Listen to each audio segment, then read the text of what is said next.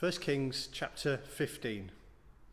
In the 18th year of the reign of Jeroboam, son of Nebat, Abijah became king of Judah, and he reigned in Jerusalem 3 years. His mother's name was Maacah, daughter of Abishalom.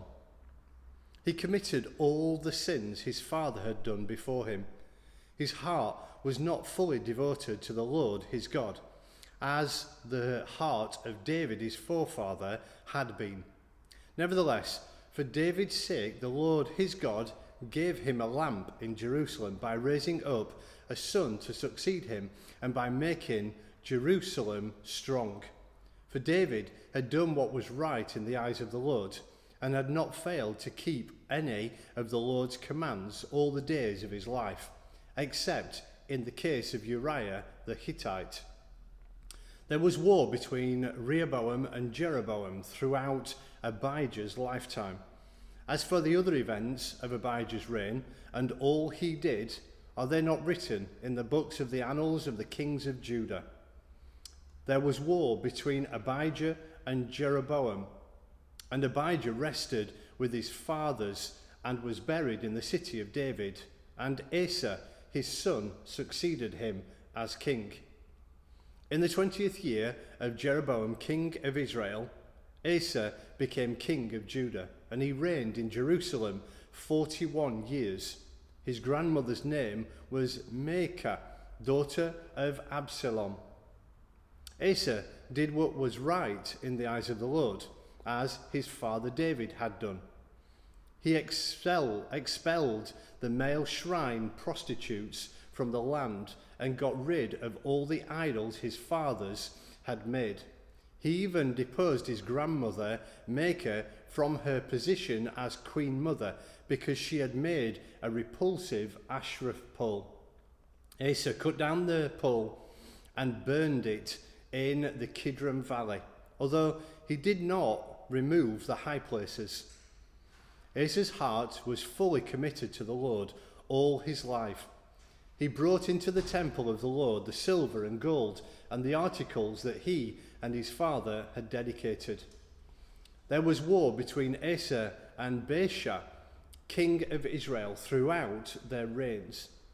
Baasha, king of Israel, went up against Judah and fortified Ramah to prevent anyone from leaving or entering the territory of Asa, king of Judah. Asa then took all the silver and gold that was left in the treasuries of the Lord's temple of his own palace. He entrusted it to his officials and sent them to Ben-Hadad, son of Tabrimmon, the son of Hezion, the king of Aram, who was ruler in Damascus. Let there be a treaty between me and you, he said, as there was between my father and your father. See, I am sending you a gift of silver and gold. Now, break your treaty with Baasha, king of Israel, so he will withdraw from me. Ben-Hadad agreed with King Asa, and sent the commanders of his forces against the towns of Israel. He conquered Ijon, Dan, Abel, Beth Maacah, and the Kinnereth, in addition to Naphtali. When Baasha heard this, he stood building Ramah and withdrew to Tirzah. Then King Asa issued an order to all Judah. No one was exempt, and they carried away from Ramah the stones and timber Baasha had been using there. With the king, Asa built up Geba in Benjamin and also Mizpah. As for all the other events of Asa's reign, all his achievements, all he did, all the cities he built, are they not written in the books of the annals of the kings of Judah? In his old age, however, he became diseased. His feet became diseased. Then Asa rested with his fathers and was buried with them in the city of his father David. And Jehoshaphat, his son, succeeded him as king. Nadab, son of Jeroboam, became king of Israel in the 2nd year of Asa, king of Judah, and he reigned over Israel 2 years. He did evil in the eyes of the Lord, walking in the ways of his father and in his sin, which he had caused Israel to commit.